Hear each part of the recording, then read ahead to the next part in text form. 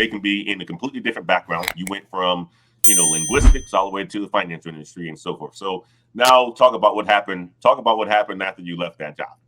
Sure. So after I left Bernstein, I was thinking, okay, I'm in DC. What are the big industries in DC? Usually it's government, finance, nonprofits or national nonprofits, that is, and then consulting. Consulting is a really big industry in the DMV area. And the big four companies, the big four management consulting firms are out there.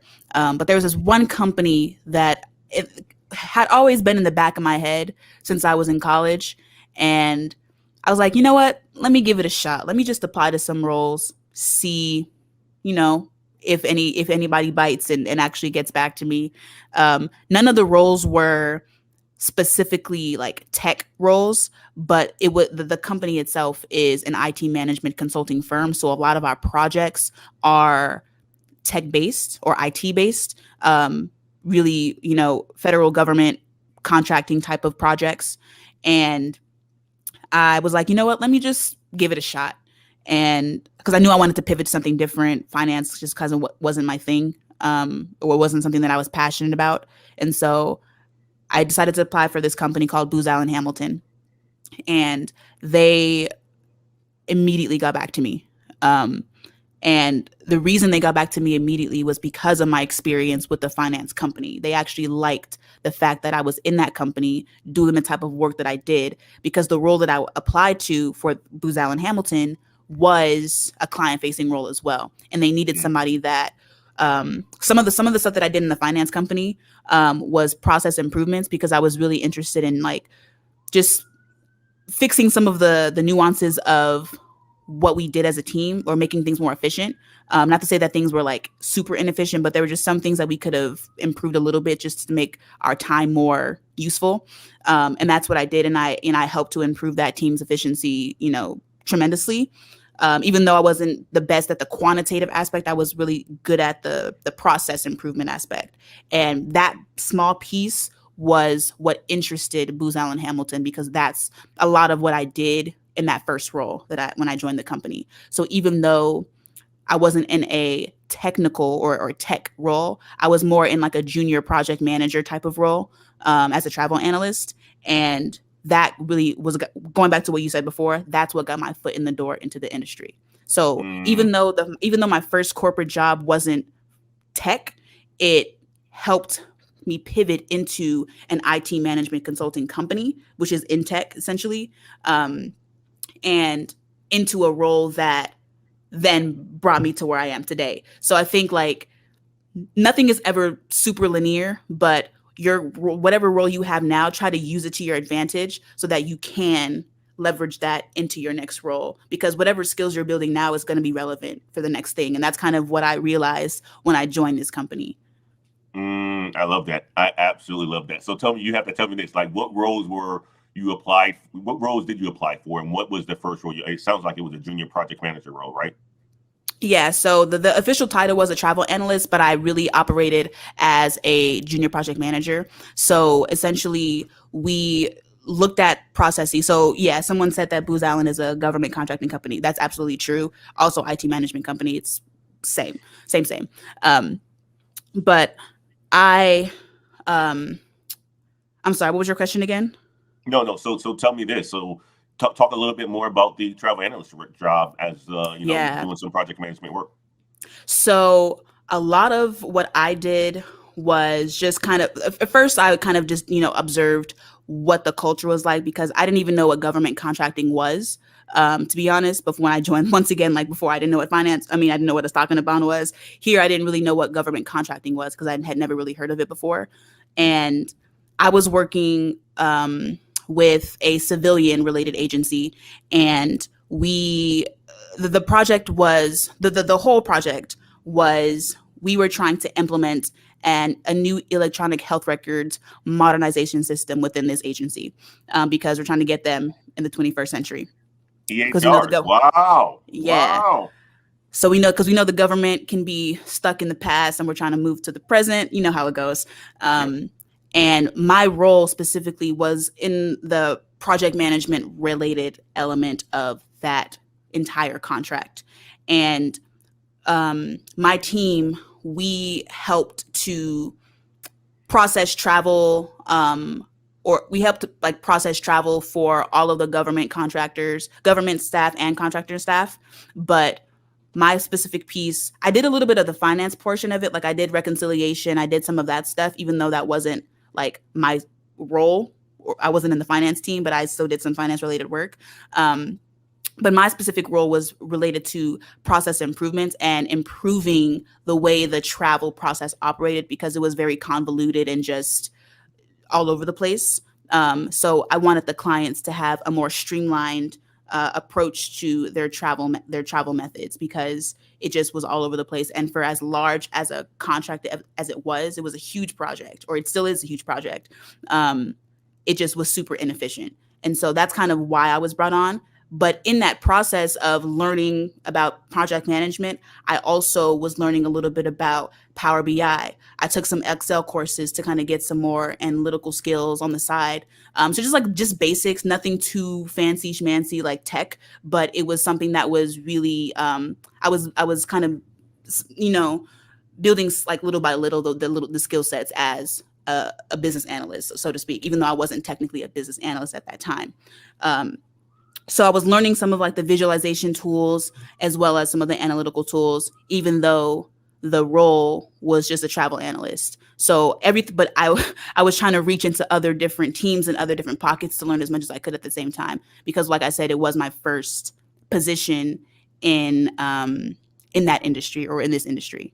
So that's kind of. So tell me this. So tell me this. And sorry, I jumped in right there. I want you to hit on this. So you are doing the travel analyst role, project management, stuff like that, right? Why? Mm-hmm. What made you really want to continue to skill up? You said you took some Excel classes. You started learning about Power BI. You started to reach into other organizations within the company to learn a little bit more. What made you want to do that? Was it curiosity? Was it the fact that you're just, eventually wanting to make more money? Was it the fact that you wanted to climb the ladder? What was it exactly? So I was probably one of the youngest people on that contract. As far as like my management level, I was the only person at that level, like the entry level within the company. Everybody else was higher. There were like 500 people on this contract. Everyone else was higher than me. And even when they hired me, I shouldn't have been hired because I didn't have, the amount of years of experience required. But they took a chance on me once again. I got lucky, I think. But I think because I was one of the youngest people and I was always considered like the junior person, I felt like I had to prove myself. And by skilling up, that was one way of showing, hey, these are the skills I possess. These are the things that I can do. Let me show you. And then also I realized at a point I kind of plateaued in the skills, because if you're in a specific role that uses the same types of tools every day, you're going to get used to those tools. And so if I'm only using Excel, if I'm only using Power BI, if I'm only using these little small things every day, then I'm not really going to progress that much. I mean, maybe sure I can get some more advanced skills in Excel or in spreadsheets, but I'm not really gaining like enough technical skills to, move on to the next thing and to showcase the next team or to the next project or whatever that I'm, capable. So that's kind of why I wanted to start skilling up. But at that time, it was also during the pandemic. So 2020 happened, and then we all started working from home. And at that time, I just realized I need to pivot to something different. I'm getting kind of bored with what I'm doing. And as the junior person, I just need to kind of look to bigger and better things as far as the actual day-to-day work. And I was just really getting bored of working like in Excel, doing reconciliations every day. It was super time consuming. I want to do something different. So when I moved to Vegas, I also had to find a new job because the previous client, they wanted us to come physically in the office, and I couldn't do that if I was traveling across the country. And so in this current role, I am now a business analyst. So that was a travel analyst role. I don't know if you have any more questions about that specific role or if I answered all your questions. Talk about that transition into business analyst role. Okay. Talk about that. I love that. So as I was kind of looking for a new position within the company, I knew that I wanted to take the Excel skills and the little skills that I was gaining to the next level in a different role on a different team, just doing different work. And I think that and there's this business analyst role that actually this role wasn't even advertised. I was applying to so many jobs within the company internally, and just I was getting interviews, but they also wanted me to be in the office, which was not in Vegas, so I couldn't do it. And one day I remember this. One day I could not sleep, and it was like 3, 4 in the morning, and I was still awake. I was just kind of like looking to see, just trying to network with people in the company for a meet and greet introductions. And there was this one random person that I reached out to, or that I saw, and I liked her background. And I was like, let me just reach out to her. Let me just see if she has 15 minutes, if I can chat with her, kind of explain my situation, see if she knows anyone that is hiring or anything. And within like a few hours, she got back to me, and she helped set up an interview for something that she was hiring for on her team at that time, which was the business analyst role that I'm in now. So she happened to also be hiring for the role that I'm in, while I was also looking for the exact type of role that I wanted. And so once again, I got lucky. I really got lucky. So Ellie, the timing was right. There's so much about this, right? And I gotta say it, right? Because this is something that we talk a lot about as well too on this channel, is that the networking piece of it and using things like LinkedIn, because that is how you get jobs, right? You say you're lucky, and you're very humble, but the majority of this stuff is happening because you're putting in the time and you're putting in the effort as well too, Ella. And at the end of the day, that stuff pays off for people who actually put in the time and the effort, and also does a really good job at networking with people as well too. And like that's what I'm hearing constantly over and over within this situation. Not only that, somebody who's willing to just say, you know what, an opportunity opens up, I'm going to go through that door, right? And I'm not going to overthink it, right? That's another piece of it that I'm hearing along this story is you're like, all right, well, whatever the opportunity is, I'm going to take it. You know what? I'm going to constantly upskill. I'm going to constantly stay hungry. Whenever I'm getting to a point where there's a little bit of stagnation, I need to do more. I need to do more. I need to do more. I need to do more. And that's how you consistently get better in your career. That's how other opportunities consistently open up for you as well too. And I just wanted to make sure I explain that, because you may say it's lucky, and I don't want people to think that it is lucky, because it's really not. It's your effort that you're putting into it. And yes, it always seems like it's lucky when things like that happen to really good people. But at the end of the day, it's what you're putting in, you're getting out. And when you show yourself in a good light to people and you have really good results, it always works out for you.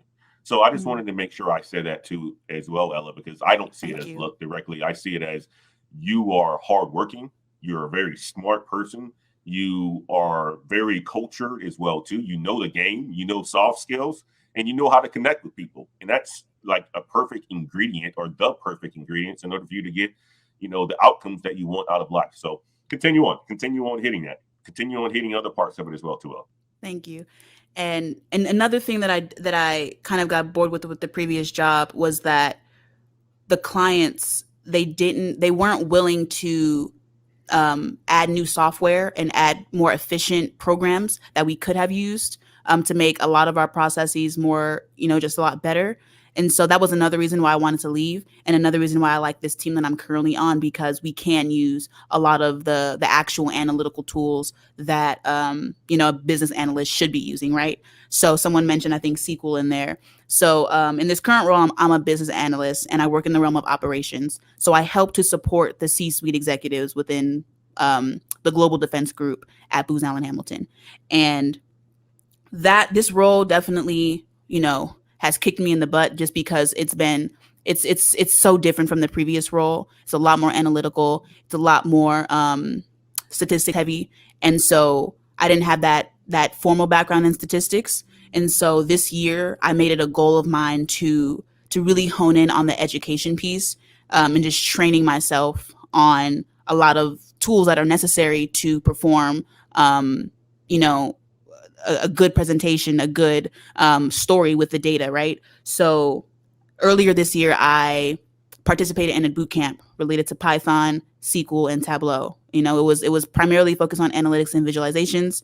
And even though the job doesn't utilize every aspect of, Tableau or SQL or something, we can still utilize it in the role. And that experience has been so invaluable because, I didn't know much about SQL before this year, to be honest. And Tableau, I feel like everybody should be using Tableau. It makes it so much easier.